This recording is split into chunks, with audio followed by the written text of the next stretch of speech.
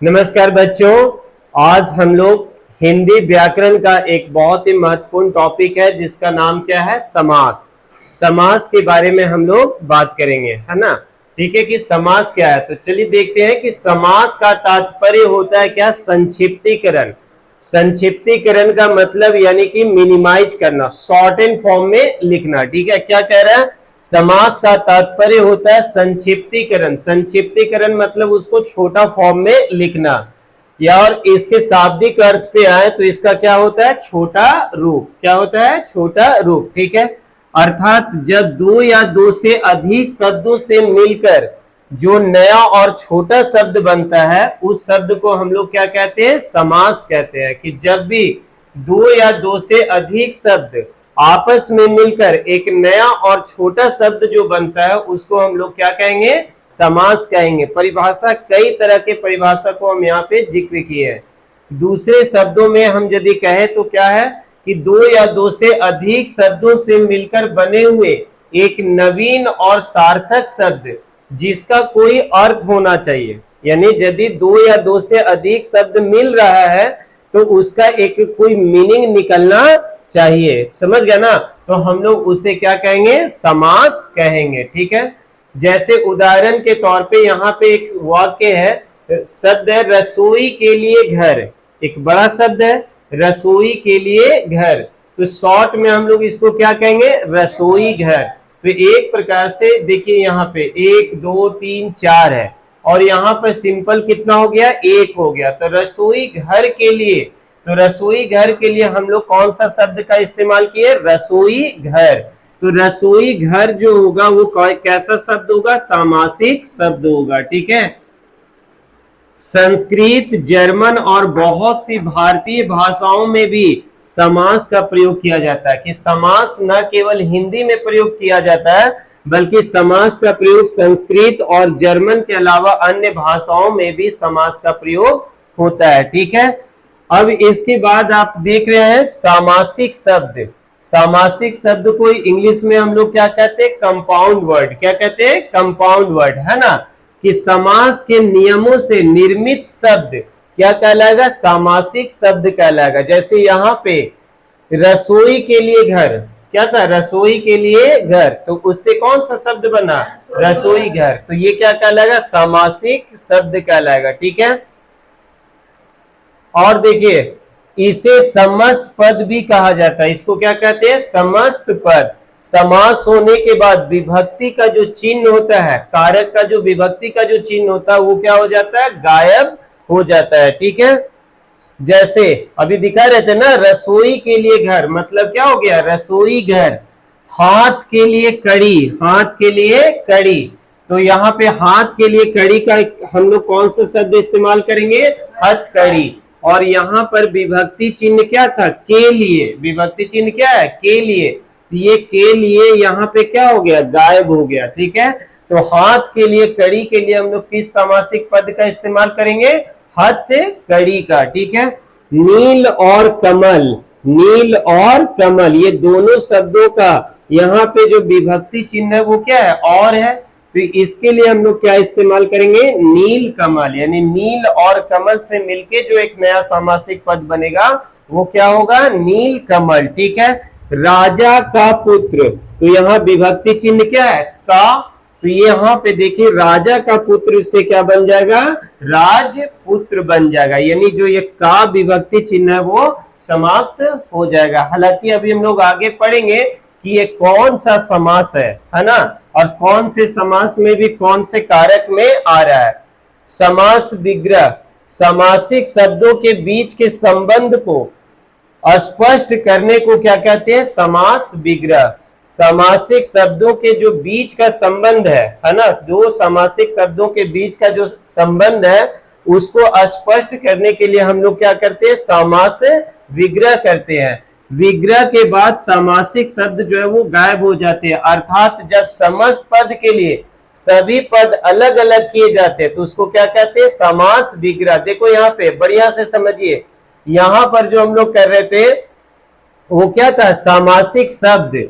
यहाँ पर उल्टा हो रहा है, रसोई के लिए घर है तो क्या लिखेंगे, रसोई घर। ठीक है। और जब रसोई घर रहेगा तो उसका डिस्क्रिप्शन करेंगे क्या, रसोई के लिए घर, ठीक है। तो यहाँ पे जो आप सामासिक विग्रह कर रहे हो वो इस प्रकार से होगा, जैसे हथकड़ी था, हथकड़ी, तो उसका जब विग्रह करेंगे, विग्रह मतलब अलग अलग करेंगे, तो क्या हो जाएगा, हाथ के लिए कड़ी, ठीक है। रसोई के लिए घर, तो क्या हो जाएगा, रसोई घर, यानी क्वेश्चन दिया हुआ रहेगा रसोई घर, तो आपको लिखना क्या है, रसोई के लिए घर, क्या लिखना होगा, रसोई के लिए घर लिखना होगा सामासिक विग्रह में। जैसे यहां देखिए माता पिता है, तो हम लोग इसका विग्रह कैसे करेंगे, माता और पिता, ठीक है। राजपुत्र, तो विग्रह क्या हो जाएगा, राजा का पुत्र। उल्टा, अभी उधर कैसा था, माता और पिता, तो डैश दे के लिख देंगे क्या, माता पिता, ठीक है। राजा का पुत्र था तो क्या लिखे थे, राजपुत्र, लेकिन जब विग्रह करेंगे तो इस प्रकार से लिखेंगे, तोड़ कर लिखेंगे, राजपुत्र मतलब राजा का पुत्र, ठीक है। समास और संधि में भी अंतर होता है, समास और संधि में क्या होता है, अंतर होता है। कैसे, संधि का शाब्दिक अर्थ होता है मेल, संधि में क्या होता है, संधि का शाब्दिक अर्थ क्या होता है, मेल, मेल मतलब जोड़ देना, ठीक है। जैसे विद्या जोड़ आलय, विद्या जोड़ आलय क्या बन गया, विद्यालय, ठीक है। संधि में उच्चारण के नियमों का विशेष महत्व होता है, संधि में उच्चारण के शब्दों का विशेष महत्व होता है, उसमें एक वर्ण और दूसरा वर्ण मिलके एक नया वर्ण भी बन जाता है ना, ठीक है। इसमें दो वर्ण होते हैं, इसमें कहीं पर एक तो कहीं पर दोनों वर्णों में क्या हो जाता है, परिवर्तन हो जाता है, ठीक है। और कहीं पर तीसरा वर्ण भी आ जाता है। संधि किए हुए शब्दों को तोड़ने की क्रिया को क्या कहते हैं, विच्छेद, यानी कि जब विद्या जोड़ आलय है तो क्या हो गया, विद्यालय, और विद्यालय का जब तोड़ेंगे उन लोग तो क्या लिखेंगे, विद्या जोड़ आलय लिखेंगे, तो वही कह रहा है विच्छेद कहलाती है।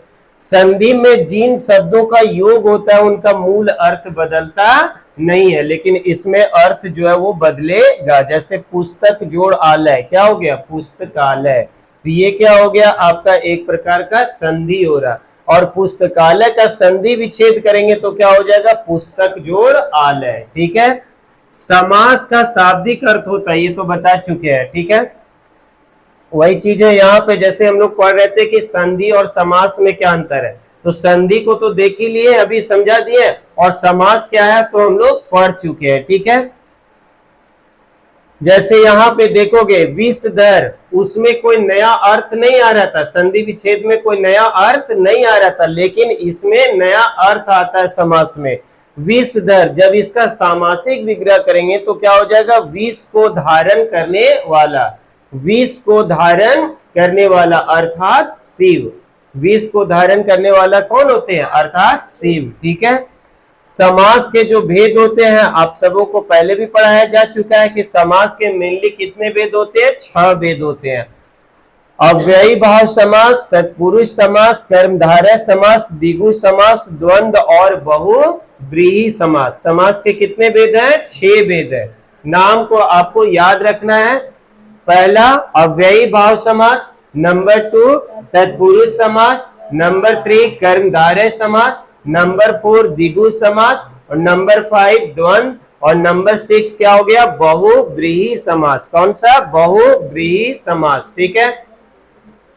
अब एक एक करके हम लोग सभी समास को पढ़ेंगे, ठीक है। देखिए अव्ययी भाव समास, अव्ययी भाव समास किसको कहेंगे, जिसका पहला पद, ठीक है, जिसका पहला पद कोई ना कोई क्या हो, अव्यय हो। पहला पद क्या होता है, अव्यय। अव्यय किसको कहते हैं, जिसको तोड़ा नहीं जा सके, जिसका खंड नहीं किया जा सकता, उसको क्या कहते हैं, अव्यय कहते हैं, उसको क्या कहते हैं, अव्यय।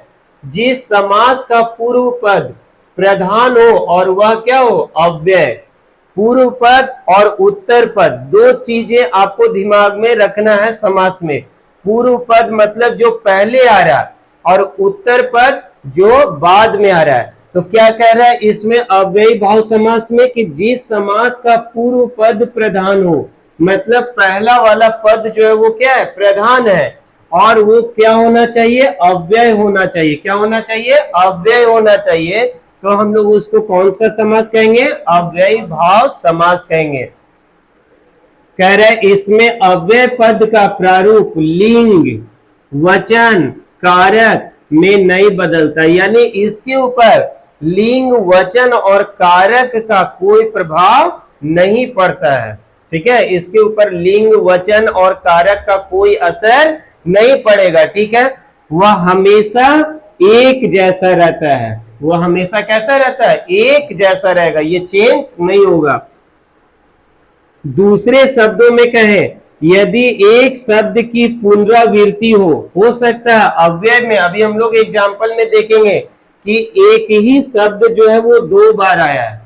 एक ही शब्द जो है वो कितने बार आया है? 2 बार आया है। ठीक है, और दोनों शब्द मिलकर अव्यय की तरह प्रयोग हो, और दोनों शब्द मिलकर, एक ही शब्द आया लेकिन कितने बार आया? 2 बार आया, और दोनों का यूज जो है वो किसकी तरह हुआ है? अव्यय की तरह। तो वहां पर कौन सा समास होगा?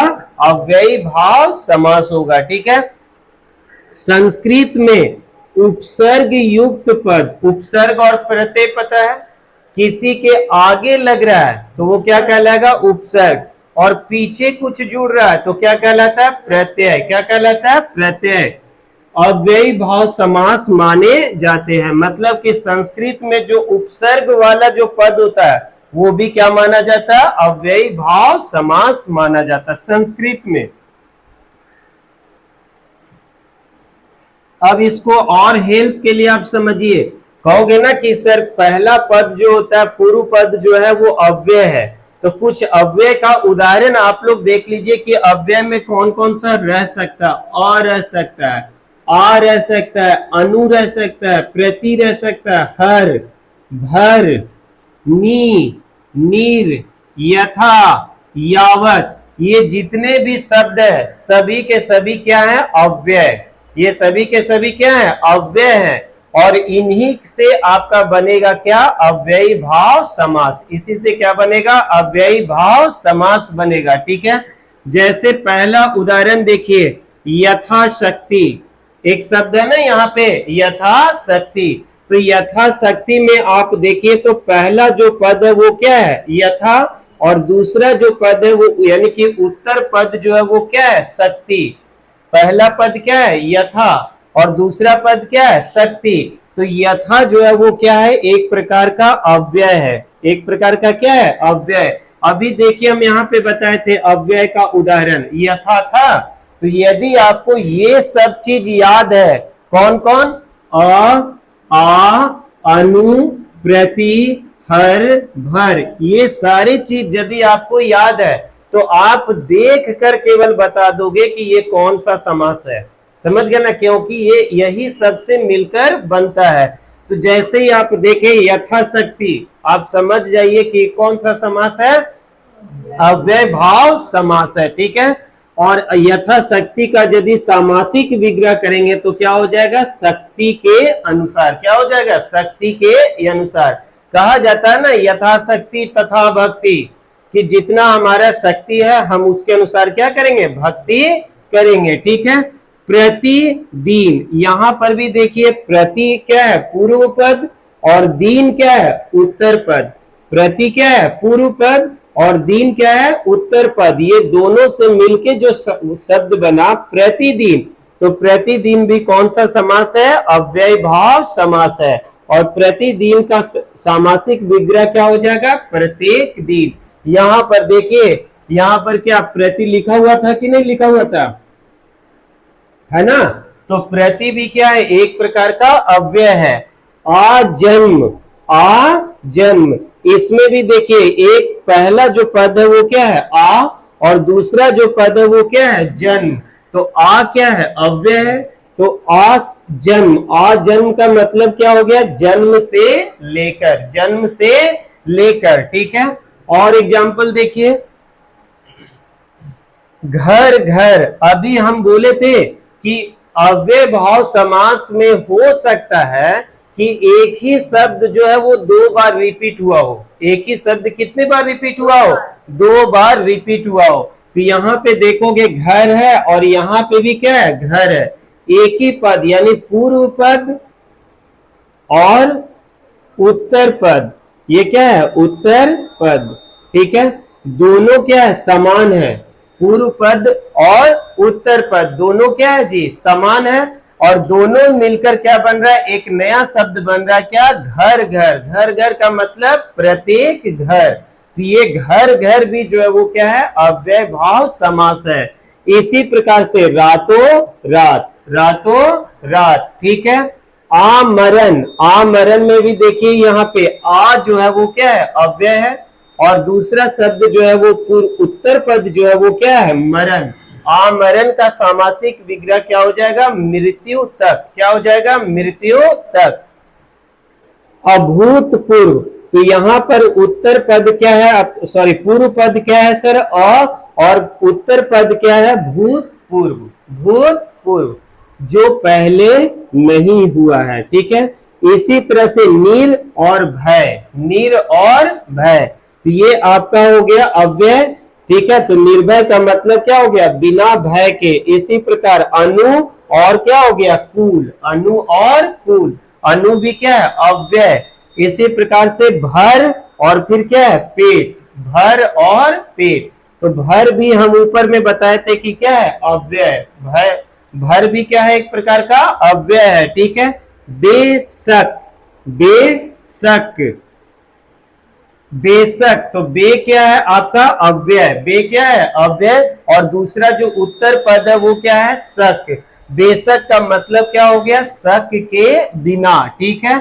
इसी तरह नेक्स्ट क्या उदाहरण, खूब और फिर क्या है, सूरत। तो खूब जो है वो क्या है, पूर्व पद, और सूरत क्या है आपका, उत्तर पद, ठीक है। खूब आपका एक प्रकार का अव्यय है, ठीक है। तो ये भी खूबसूरत आपका अव्यय भाव समास कहलाएगा, ठीक है।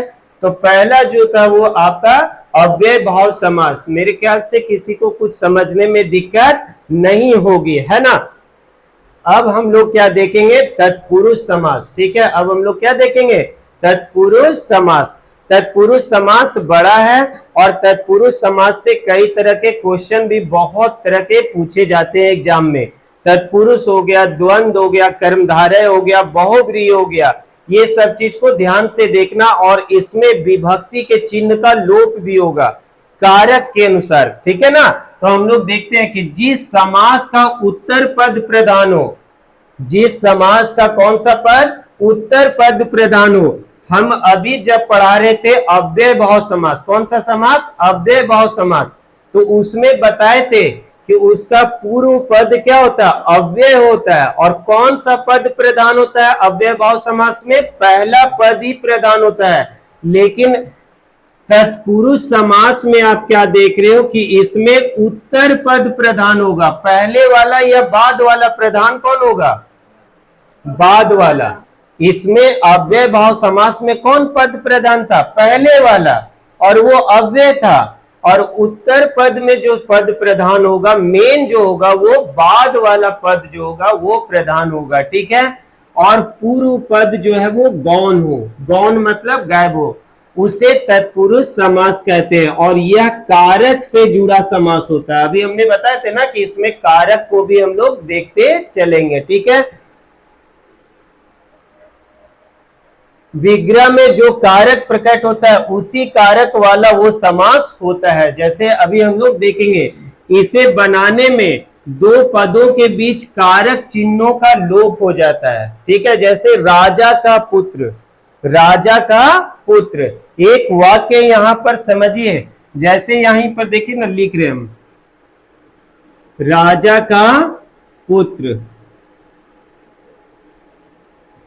तो यहां पर विभक्ति चिन्ह क्या है, का। विभक्ति चिन्ह क्या है, का। तो राजा का पुत्र है, जब इसका सामासिक पद बनाएंगे तो क्या बन जाएगा, राजपुत्र। तो देखिए, तो ये का जो है वो क्या हो गया, गायब हो गया ना। और कारक आप लोग को पढ़ाए हैं, तो कारक जब पढ़ाए तो आपसे हम पूछ सकते हैं कि का जो है वो कौन सा कारक है, का कौन सा कारक है। याद करिए, खूब पढ़ाए हैं, कर्ता ने कर्म को करण से करा है ना।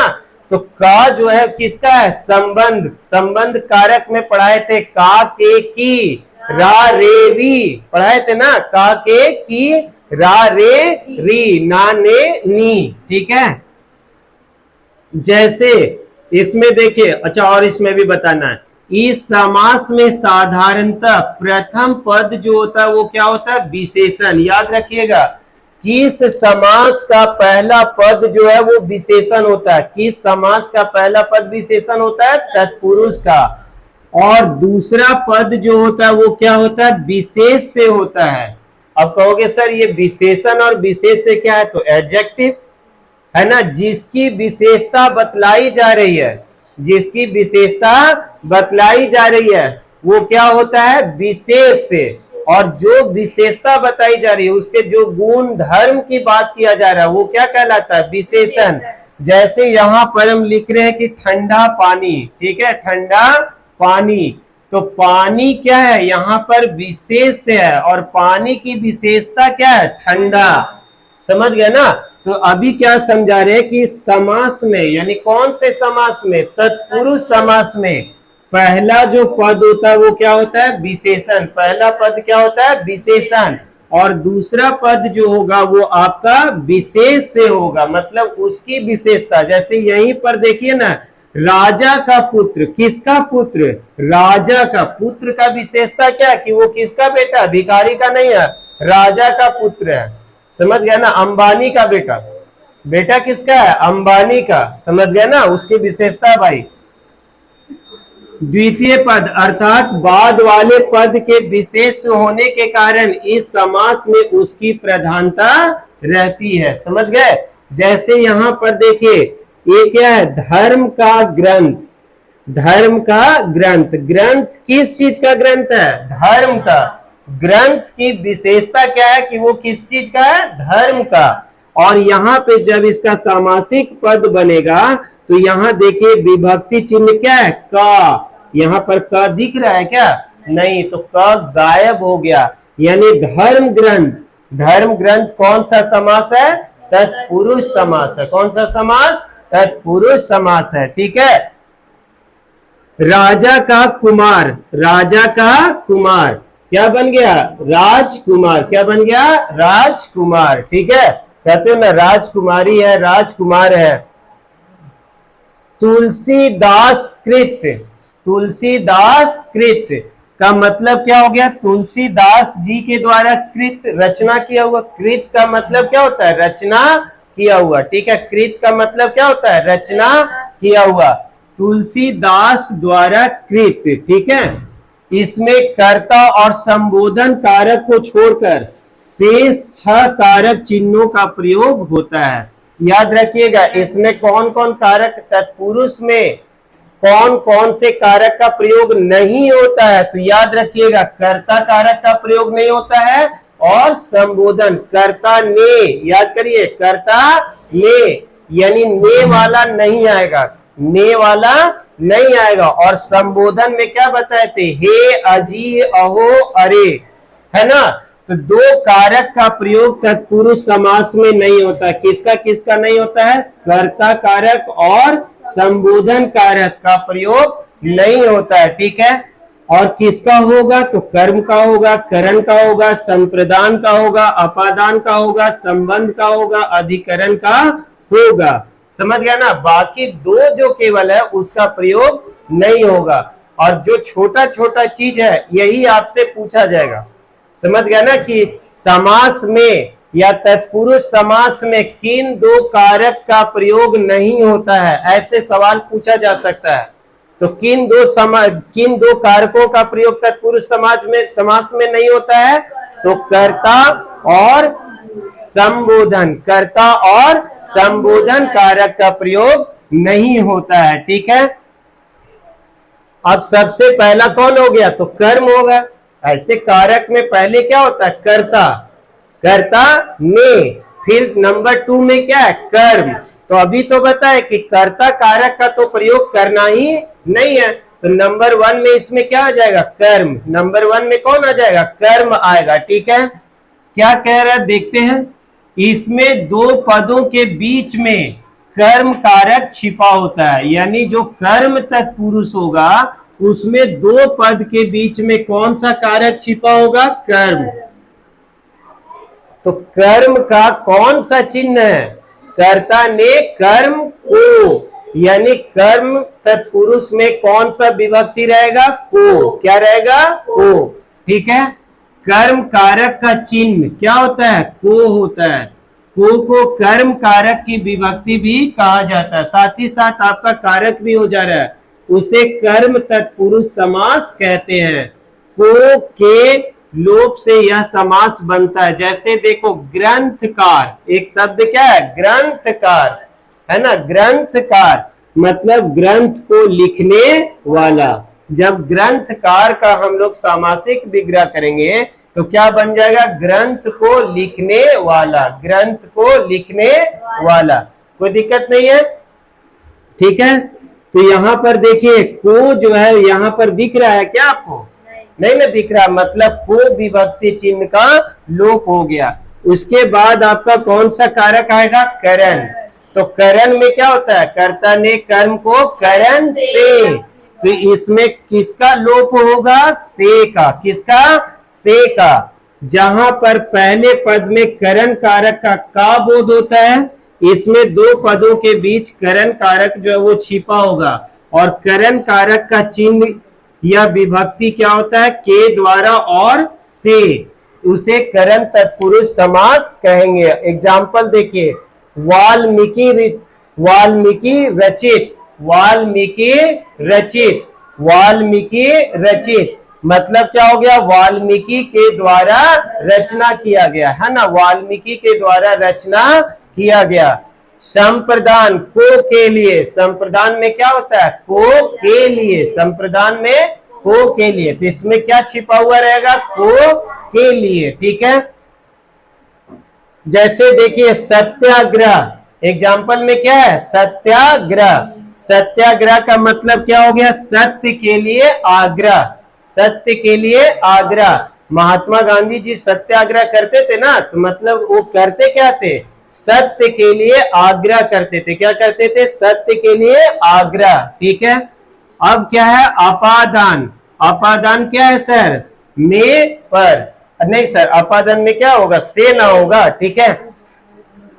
इसमें दो पदों के बीच अपादान कारक छिपा होता है। अपादान कारक का चिन्ह या विभक्ति क्या होता है? से। और अलग होने में जैसे हम बताए थे कि पेड़ से पत्ते गिर रहे हैं, पेड़ से पत्ते जब गिर रहे हैं तो पत्ता जो है वो पेड़ से क्या हो रहा है? अलग हो रहा है या जुड़ाव हो रहा है? अलग हो रहा है। यानी हमेशा इसमें अलगाव का बोध होता है। हमेशा इसमें किसका बोध होता है?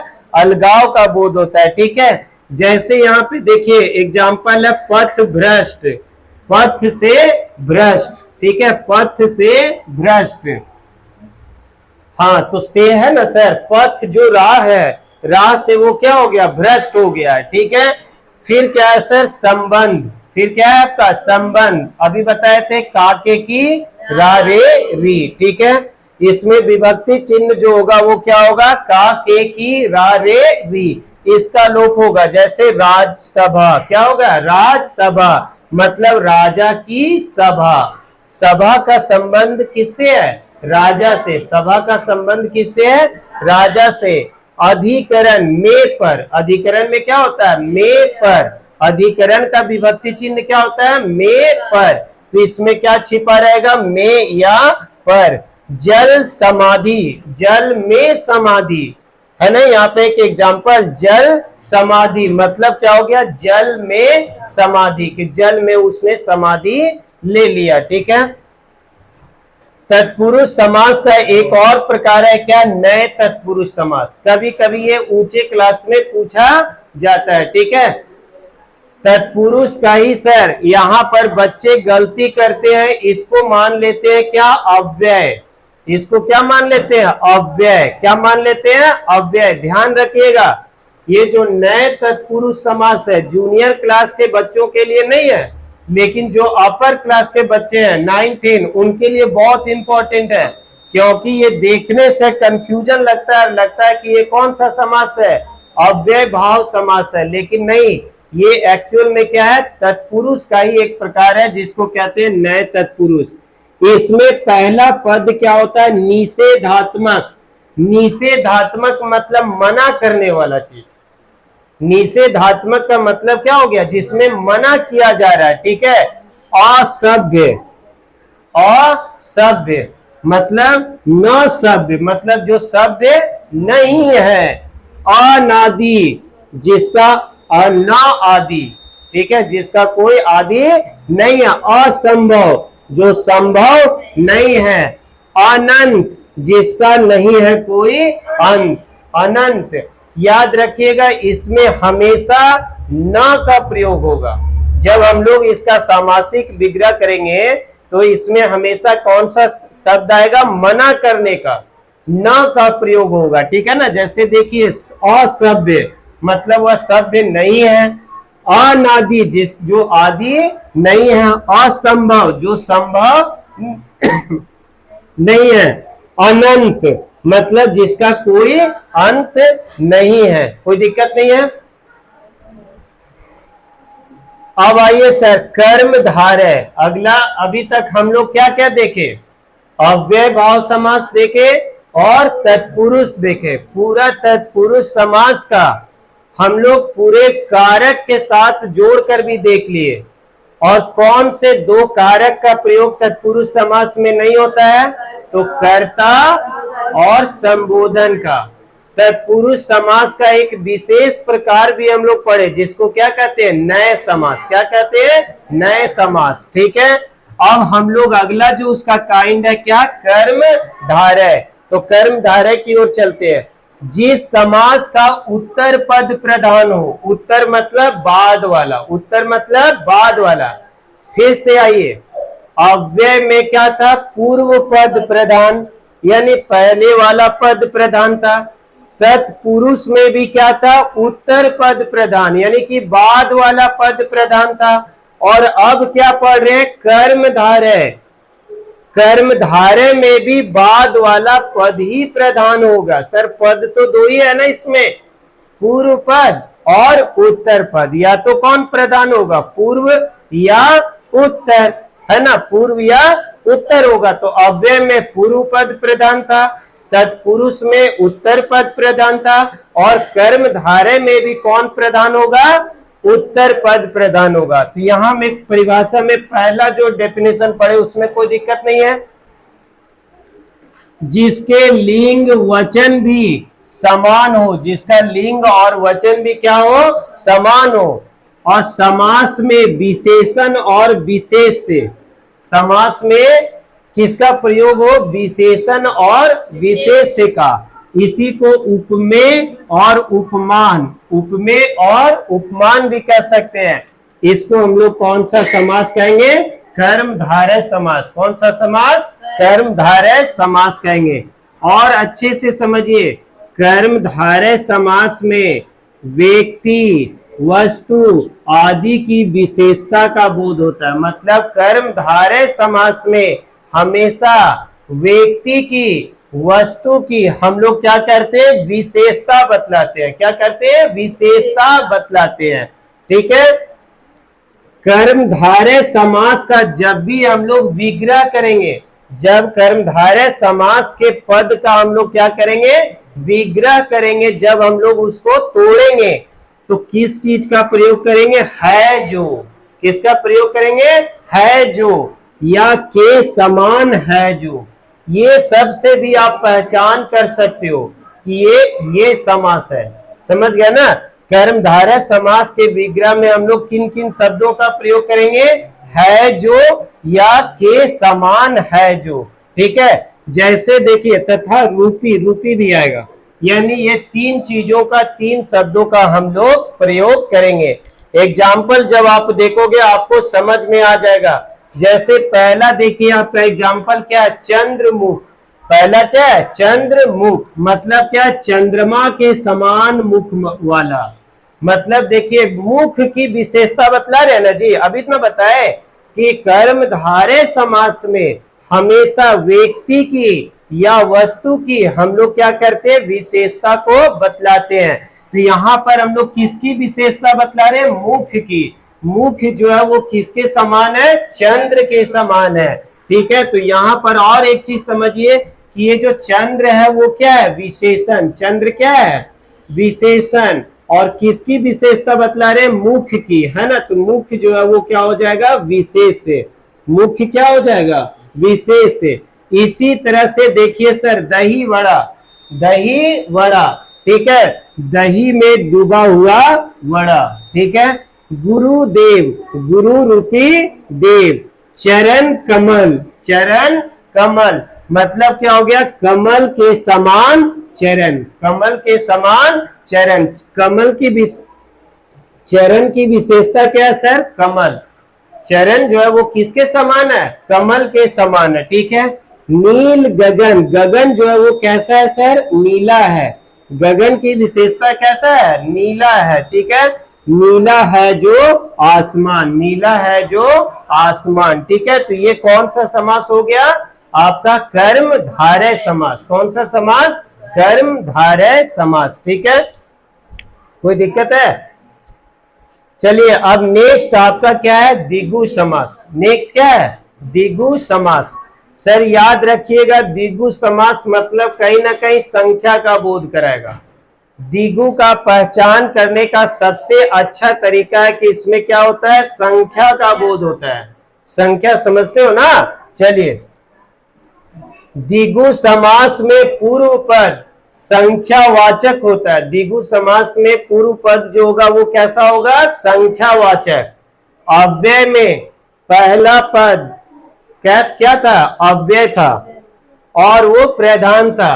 तत्पुरुष में क्या था सर? विभक्ति चिन्ह का लोप हो रहा था और उसमें क्या था? उत्तर पद प्रधान था।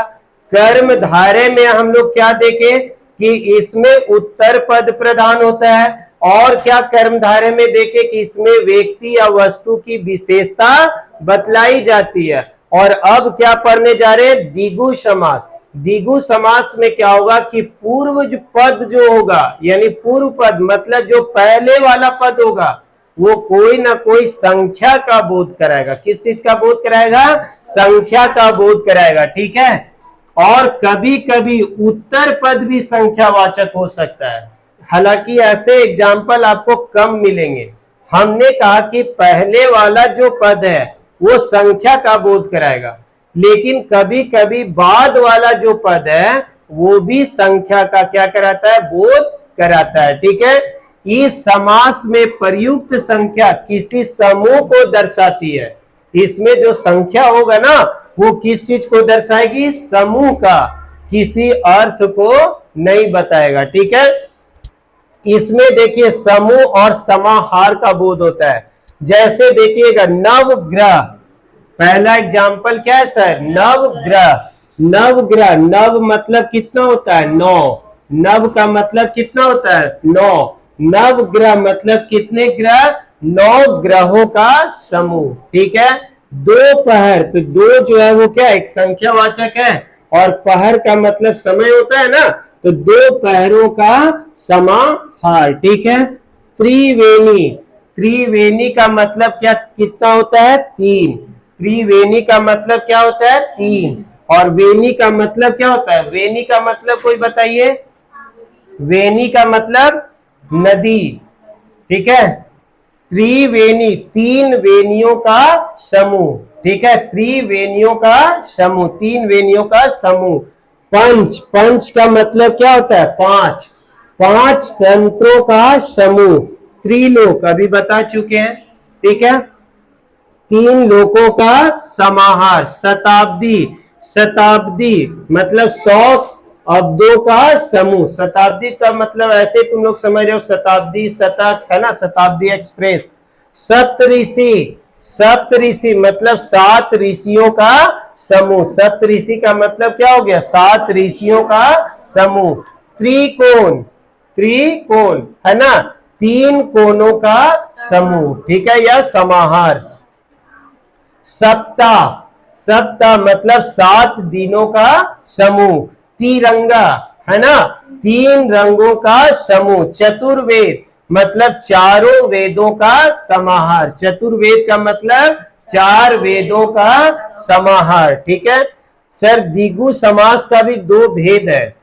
द्विगु समास का भी कितने भेद है? 2 भेद, ठीक है। पहला क्या? समाहार। समाहार द्विगु समास, और दूसरा क्या है उत्तर पद उत्तर प्रधान द्विगु समास। उत्तर मतलब बाद वाला, ठीक है, और समाहार मतलब जिसमें समाहित हो रहे हैं। जो अभी हम लोग पढ़ रहे थे वो सब किसका एग्जाम्पल था? समाहार द्विगु का।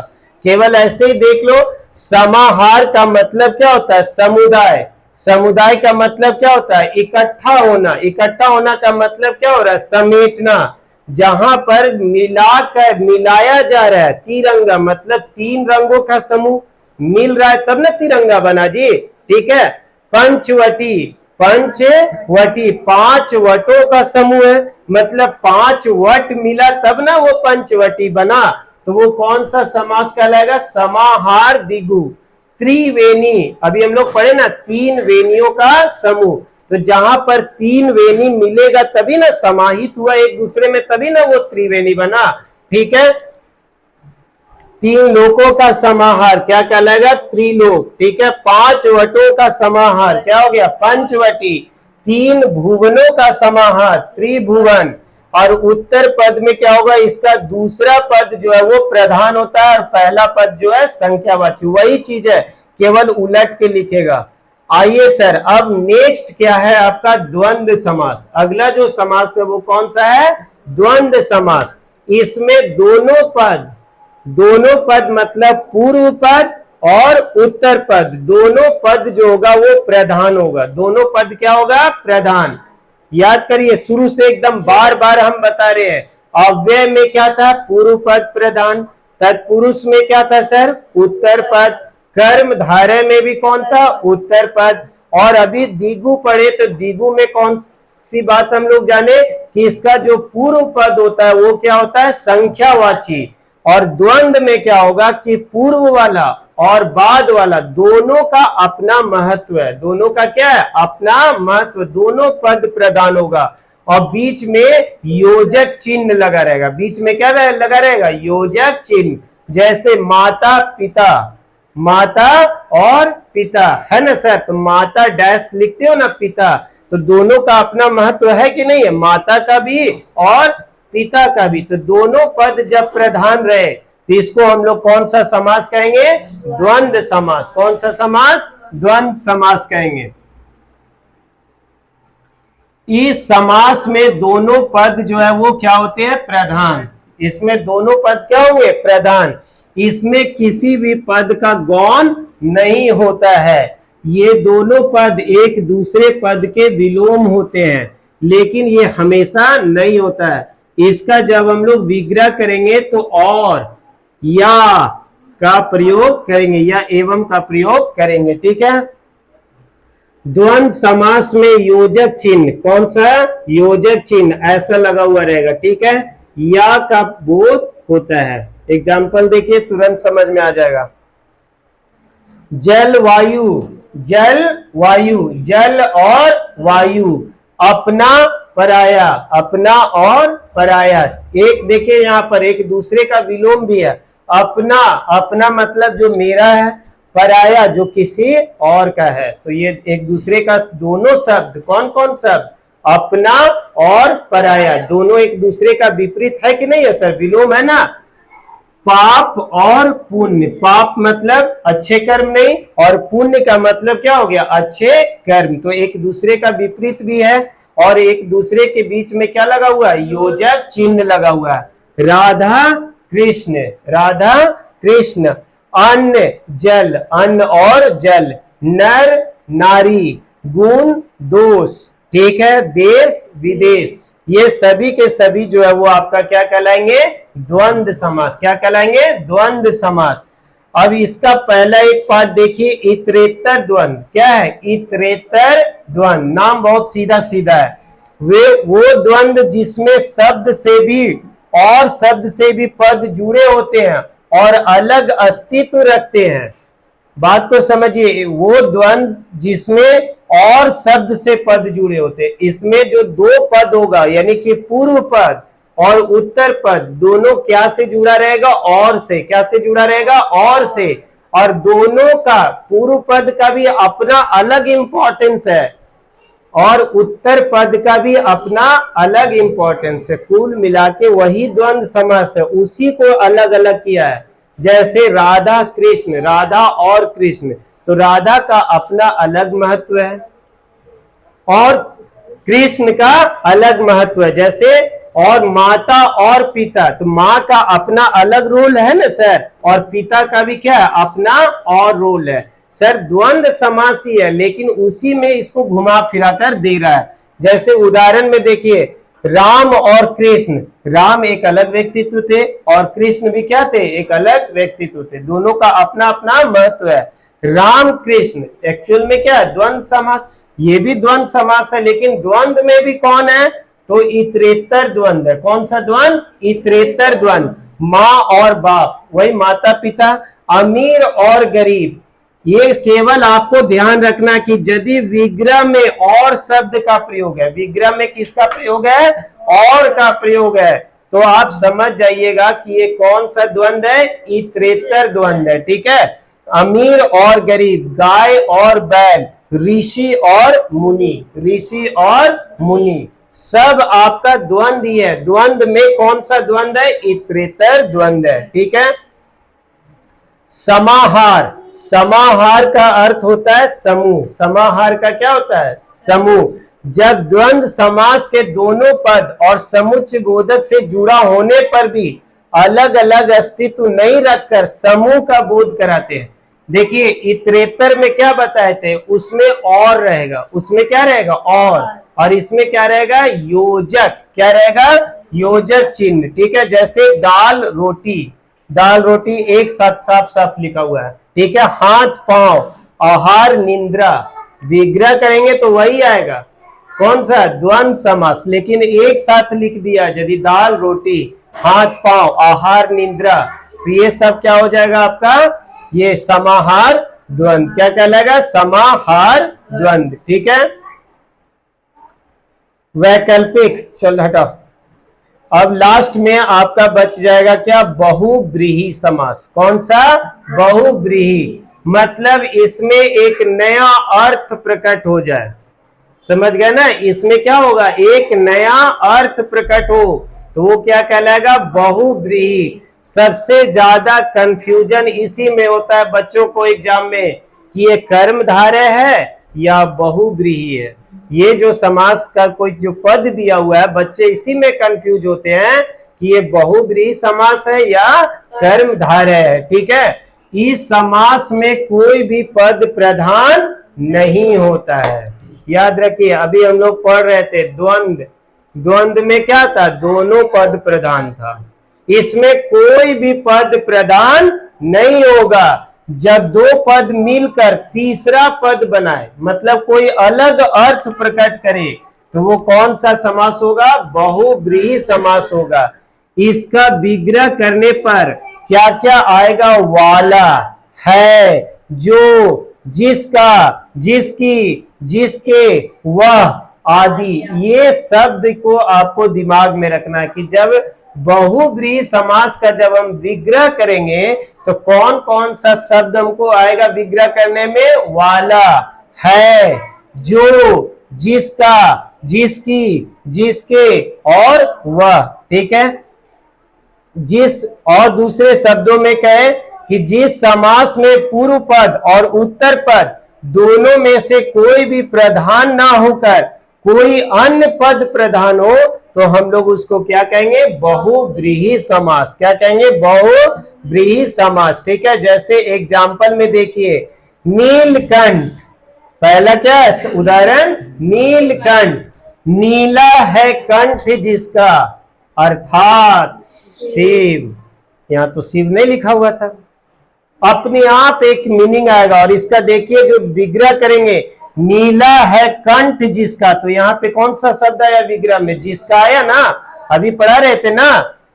यहां पर दोनों पदों ने मिलकर एक तीसरे पद शिव का संकेत किया, इसलिए ये जो नीलकंठ है कौन सा समास होगा, बहुव्रीहि समास होगा। ठीक है, गजानन, गजानन, गज है आनंद जिसका, गज है आनंद जिसका, तो किसको कहते हैं, गणेश को।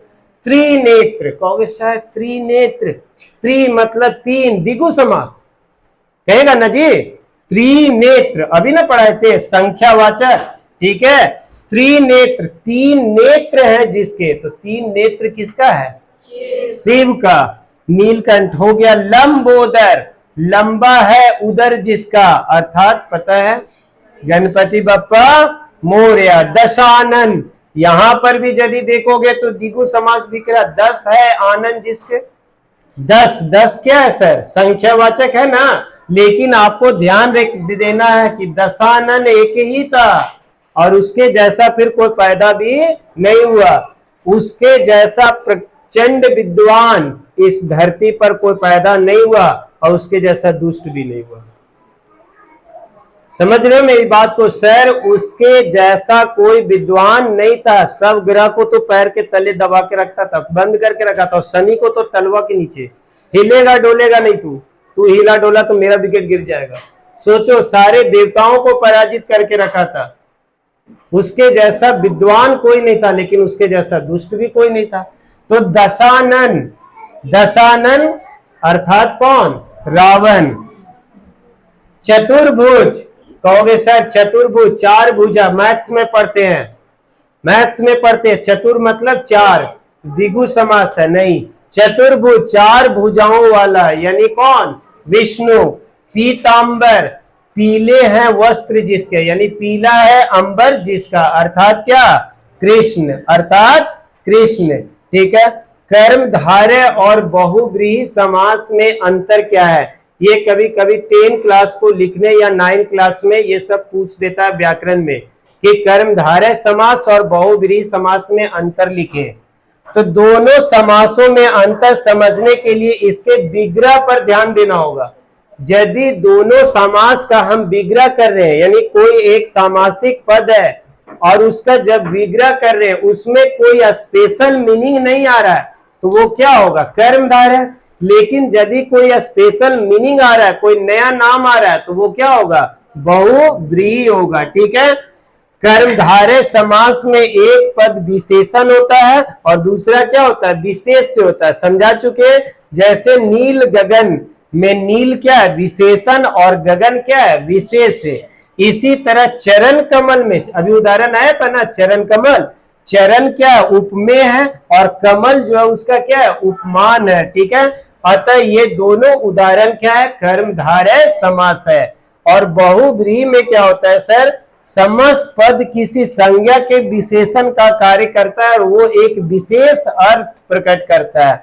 जैसे चक्रधर, चक्रधर चक्र को धारण करता है, अर्थात चक्र को धारण करने वाला व्यक्ति कौन था?